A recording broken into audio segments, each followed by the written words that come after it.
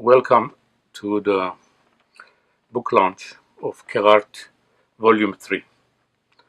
And welcome to New Jersey. Bon appetit. And thank you for joining us here on this special occasion with the Keghart team. I met Dr. Dikran Armenian 2009 when he invited me to become the English editor of Keghart, and he explained what the requirements were. The job entailed writing the editorials, columns, assign stories to freelancers and edit them. But before starting doing anything, I decided to investigate or look into what was being written in Armenian newspapers in diaspora and websites. I was looking for columns, opinion pieces, editorials, not the news coverage. I wanted to know what was being covered and how. I investigated, or read, I should say, about 15 or so of the newspapers you're familiar with. There were a couple which impressed me, editorially I'm speaking, but I noticed most of them had sort of uniform weaknesses. Number one, they were all partisan. They belonged to a political party or organization, so they were the organ of that organization, so they had to beat the drum. So they weren't objective.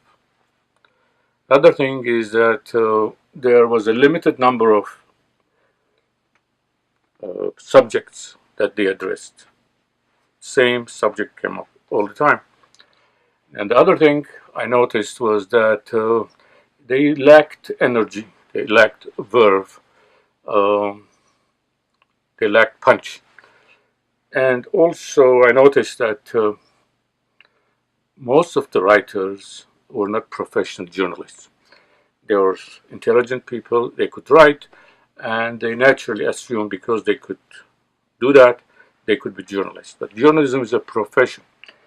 It has its zillion do's and don'ts, and one has to know the profession before declaring himself or herself a journalist. So there was a lack of professionalism. By the way, that was also stressed very much in the layout and design of the publications.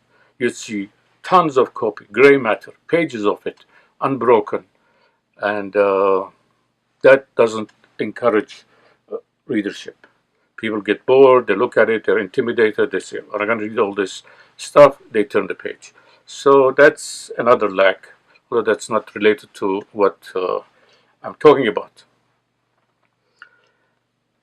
So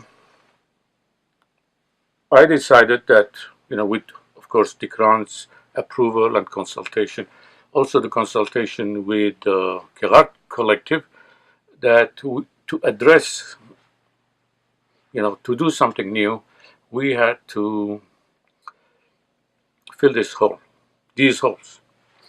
So consequently, when I started writing or assigning, we decided to go after issues that were usually or rarely covered by the Armenian media in the diaspora. And we decided to be independent voice, not pay attention to the left or the right or the establishment, say what we thought is factual, is the truth, and also say it in a punchy way. We wanted to come out swinging. We wanted to be different, to be new, to get people to pay attention to what was being said. And the next 7 or 8 years, we did just that. For example, to simplify, we addressed 2 challenges. First challenge was internal problems, personalities,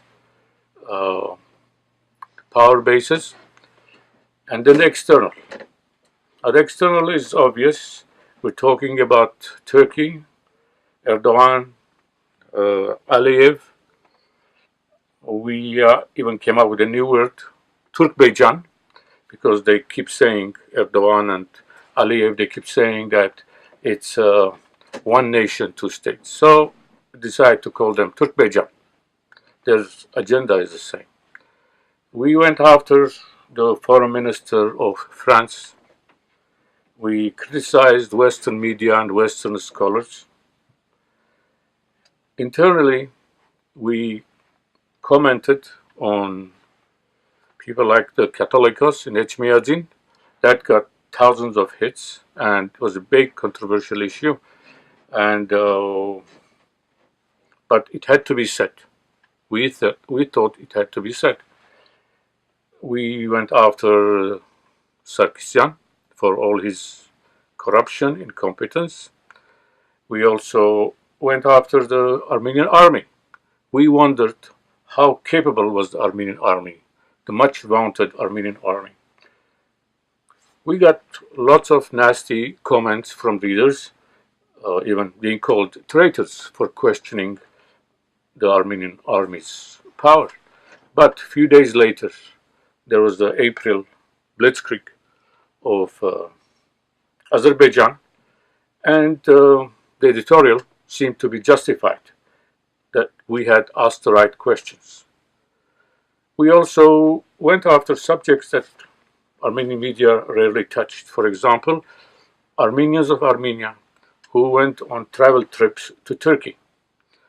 We wrote about Armenians who buy Turkish goods, about Armenians who don't know how to behave at church or how to dress at church, and on and on. In the next 6-7 years, we wrote about 170, 180 editorials and also columns. The columns were purely my opinions. The editorials were a collective opinion. The Quran and I and the Keghart collective. That it was a group thinking. And very soon we started receiving fantastic response from all over the world, from Honduras to Hong Kong, from Vienna to Chile and Cuba, of course America, Canada, France. We had lots of readers in Turkey, and we believe those readers are mostly Turks, and they were following what Keghart was saying.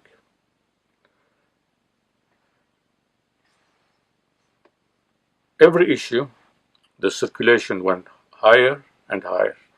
We got lots of letters, and letters were a forum for our readers to exchange ideas, and we had fiery exchanges, heated exchanges, very informed exchanges, and some nasty ones too. But we encouraged people to write to us because we always thought, we believed that Keghart should be an open market of ideas, as long as there was no abuse and the person had something valid to say. We gave them lots of space, far more than any other publication, and we're happy we did that. The outcome of this endeavor was that we had unintentionally, accidentally, we had created or established a virtual political party of independent thinkers from all over the world. These are people who did not know each other, but they shared a viewpoint, an attitude, and believed that there has to be a new way, a different way to address our challenges in the diaspora and in Armenia. It was very gratifying. Now, a good magazine, a magazine which is doing its job, should be like a club. The readers should be like members or feel like members. They don't pay dues in Keghart's case because it's free circulation, but they can share their opinion by writing letters to us. And I think during these 6, 7, 8 years, leadership of Keghart, and myself, and a number of other writers and contributors, we created this, as I said, invisible, virtual political party. And we hope that the people who follow us maintain the same philosophy, same attitude, and same quality. Thank you very much for joining us today. Once more, bon appetit. Thank you.